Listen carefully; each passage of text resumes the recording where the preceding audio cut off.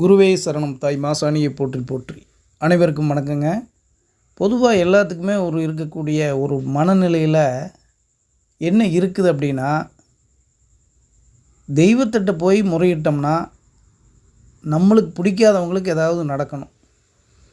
அவங்களுக்கு ஏதாவது நடந்துச்சுன்னா நம்ம சந்தோஷமாக இருக்கலாம். இப்படி நினச்சிட்டு கோயிலுக்கு வர்றவங்க தான் நிறைய பேர் இருக்காங்க. அதுவும் இந்த மாதிரி உக்கிரமான தெய்வங்களுக்கு வேண்டுதல் வைக்கிறதே என்ன அப்படின்னா, அவங்க இப்படி ஆகணும், இவங்க இப்படி ஆகணும், அவங்களுக்கு அது நடக்கணும், இது நடக்கணும், இப்படியெல்லாம் வேண்டுதல் வைக்கக்கூடியவர்கள் அவர்களுடைய வேண்டுதல் நிறைவேறுமா நிறைவேறாதா? அதுதான் இந்த முழுமையான இந்த பதிவின் நோக்கமே. அதுதான். ஒரு விஷயத்தை மனசில் வச்சுக்கோங்க. நீங்கள் வேண்டுற அதே இடத்துல தான் உங்களுக்கு ஆகாதவர்களும் அந்த தாயிடம் வேண்டுறாங்க, இல்லை கருப்புசாமியிடம் வேண்டுறாங்க, பாண்டி முனிகிட்ட வேண்டுறாங்க, ஐயனார்கிட்ட, எல்லாருக்கிட்டையும், வீரனார்கிட்ட, எல்லாருக்கிட்டையும் வேண்டுறதும் அவங்க தான். உனக்கு கெடா வெட்டுறேன், அது பண்ணுறேன், இது பண்ணுறேன், ரத்தக்காவு காமிக்கணும், இப்படியெல்லாம் வேண்டுறாங்க. இந்த வேண்டுதல் ஒரு விஷயம் என்ன அப்படின்னா, ஒரு முக்கியமான ஒரு சிறப்பான ஒரு விஷயத்தை நான் உங்களுக்கு சொல்கிறேன் பாருங்கள். இது சிறப்பல்லது, ஒரு நிகழ்வு.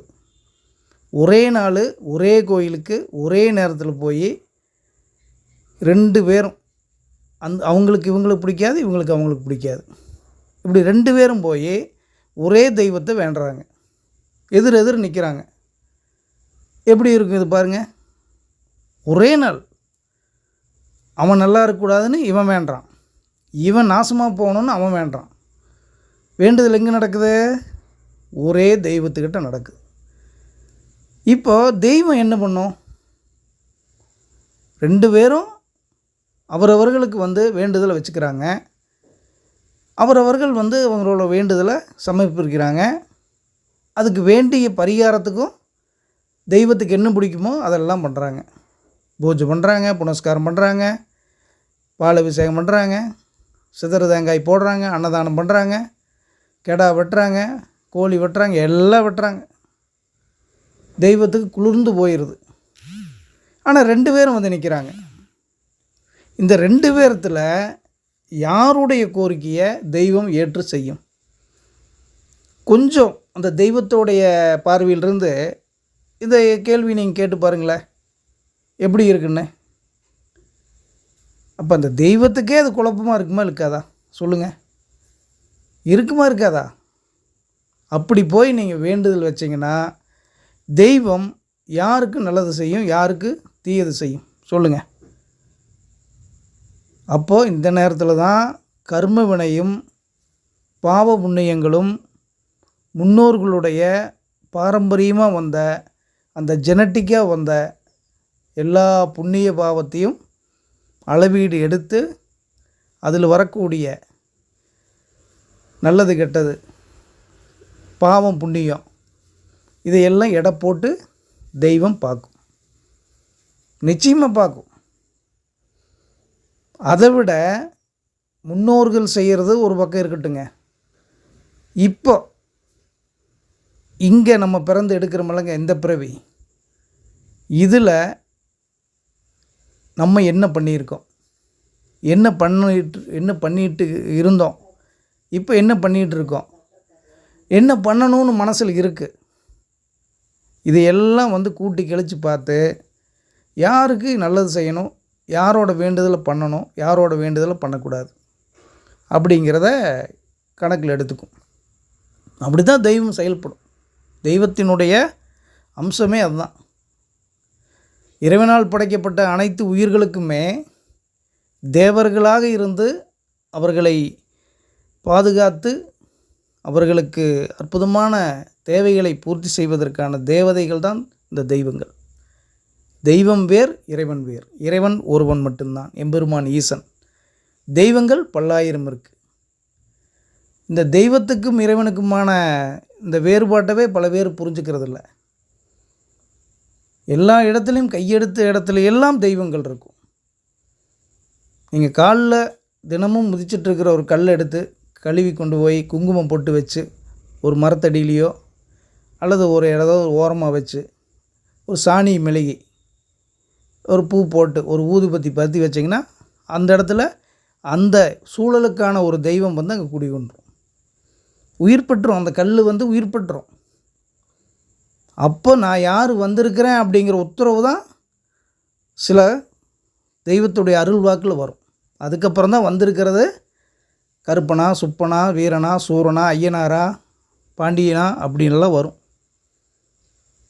இல்லை அம்மனா, காளியா, நீலியா, சூழியா அப்படியெல்லாம் வந்து வாக்கு கொடுத்த பின்னாடி தான் அந்த கோயிலை அதை எடுத்து செலுத்துவாங்க. விளையாட்டுக்கு குழந்தையை எடுத்து விளையாண்ட இடத்துலையெல்லாம் வந்து தெய்வம் வந்து அருள் பாலித்து அங்கே மிக பிரம்மாண்டமான கோயிலெல்லாம் உருவான வரலாறெல்லாம் இருக்குது. இதெல்லாம் எப்படி நடக்குதுங்க? தெய்வாம்சம் நிறைந்தது தான் இந்த பூமி. இந்தியாவே தெய்வாம்சம் நிறைந்த பூமி, தர்ம பூமி. அதனால தான் உலகத்தில் எல்லா இடத்துலையுமே மிகப்பெரிய மாற்றங்களும் அழிவுகளும் மத மாற்றங்களும் ஒரு மொழி அழிக்கிறதும் இன்னொரு தோன்றுவதும் இப்படியெல்லாம் நிகழ்ந்து கொண்டே இருக்கிறது. ஆனால் பல்லாயிரம் வருடங்களாக எத்தனையோ வந்தேரிகள் வந்து போனாலும் கூட தர்மத்தை காத்து கொண்டிருக்கக்கூடிய இந்த மண் அப்படியே தான் நிலைத்து நிற்கிறது. 300 வருடங்கள் ஆண்ட பிரிட்டிஷார் நம்மளை ஒன்றும் பண்ண முடியவில்லை. 500 ஆண்டுகளுக்கு மேல் ஆண்ட முகலாய பேரரசு, அவர்களுடைய வழிவந்த இஸ்லாமிய பேரரசெல்லாம் நம்மளை ஒன்றும் செய்ய முடியவில்லை. அதையெல்லாம் தாங்கி அவரவர்கள் பாட்டுக்கு, எந்த தலைவனும் கிடையாது, எந்த தளபதியும் கிடையாது, எந்த படையும் கிடையாது, அவரவர்கள் போக்கில் அவரவர்கள் வழிபட்டு கொண்டிருக்கிற தெய்வத்தின் அந்த ஒரு உதவியுடன், அதனுடைய கருணையுடன், அதனுடைய அற்புதமான அந்த நிழல் தான் இவர்களுக்கு துணையாக இருக்கிறது. அப்படிப்பட்டவர்கள் தான் நாம். இது ஒட்டுமொத்தமாக நாம் யாருங்கிற ஒரு அடையாளமாகத்தான் ஆங்கிலேயர்கள் இந்து அப்படிங்கிற ஒரு பெயரை வச்சுட்டு போனாங்க. சிந்து சமவெளி நாகரிகத்திலிருந்து தோன்றிய இந்த சமூகத்திற்கு சிந்து என்று மருவி இந்து என்று ஆகி அதையே நம்ம இன மக்களுக்கு சூட்டிவிட்டார்கள். ஆனால் இந்து என்பதும் கூட நம்மளுடைய இனம் கிடையாது. அவரவர்களுக்கான இனம் தனித்துவமாக இருந்தாலும் இறை வழிபாட்டில், நம்பிக்கையில் ஒரே அந்த கொடியில் நின்று, ஒரே இணைவில் நின்று நாம் வேண்டுவது தான் நம்மளுடைய மிகப்பெரிய பலமே. அப்படிப்பட்ட தெய்வங்களிடம் நாம் வேண்டும் பொழுது அடுத்தவர்களை எந்த விதத்திலும் தெய்வம் பார்த்துக்கும் அப்படிங்கிற விஷயத்தை மட்டும் கையில் எடுத்துக்குங்க. இதை பண்ணணும், இதை நான் கண்ணால் பார்க்கணும், அது நடக்கணும், இது நடக்கணும்னு போட்டு முறையிடாதீங்க, சாபமிடாதீங்க. பிறரை அழிவை பற்றி பிறரை வந்து அழிச்சே தீரணும், பிறர் வந்து வாழ்க்கையில் முன்னேறக்கூடாதுன்னு நீங்கள் அந்த பலிபீடத்தில் போய், தெய்வத்துடைய பலிபீடத்தில் தான் நம்ம வந்து சாபம் கொடுப்போம். அந்த சாபத்தை கொடுத்தீர்கள் என்றால் அந்த சாபம் இந்த தலைமுறை இல்லாவிட்டாலும் எந்த தலைமுறையாவது நமக்கே திரும்பி வரக்கூடிய சூழலை நம்மளோட கர்ம வினைகள் உருவாக்கிவிடும். இதை மனதில் வச்சுட்டு மிளகா அரைக்கிறதும் சரி, வேண்டுதல் வைக்கிறதும் சரி, கெடா வெட்டி என்ன வேணாலும் பண்ணுங்கள். 4 பேர் நல்லா இருக்கணும்னு வயிறார சோறு போடுறீங்கள, அதில் ஒருத்தன் நாசமாக போகணும்னு நினச்சிட்டு அந்த கெடா வெட்டாதீங்க. அந்த வேண்டுதலை வச்சுக்காதீங்க. அது நம்மளவே திருப்பி தாக்கக்கூடிய ஆயுதமாக தெய்வங்கள் எப்பொழுது வேண்டாலும் கையில் எடுக்கும். நாம் மனிதர்கள் நல்லதும் செய்வோம், கெட்டதும் செய்வோம், தவறும் செய்வோம், புண்ணியம் செய்வோம். அப்போது எல்லை மீறி போகக்கூடிய தவறுகள் செய்யும் பொழுது அப்படியே கழுத்தை பிடித்து கொள்ளக்கூடிய கர்மாவாக நீங்கள் விட்ட சாபமே உங்களை பழிவாங்கக்கூடிய நிலைக்கு நீங்கள் வந்துவிடக்கூடாது. வேண்டுதல் வைங்க, நான் நல்லா இருக்கணும், நான் ஓடணும், நான் பாடுபடணும், என் புள்ள நல்லா இருக்கேன், என் குட்டி நல்லா வீடு வாசல் இப்படியே சொல்லுங்க.